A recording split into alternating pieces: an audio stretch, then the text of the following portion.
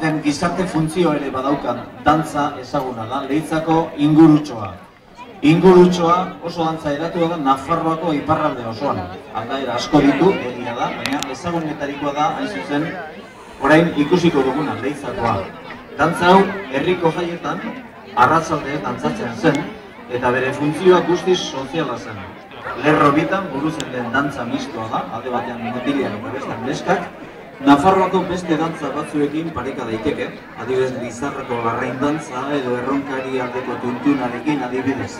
Ingurutxo oso dantza edatua da beraz Nafarroa alde osoan. Lehenengo zatian sokadantza antzeko batean aterako dira, plazara, gero belauntzikoak izango dira, mutilak neskak ateratzeko egiten den ohorezko gorazarrea egiten dion zatia, eta gero sokadantza, azkenean inguru dantza batekin bukatzeko.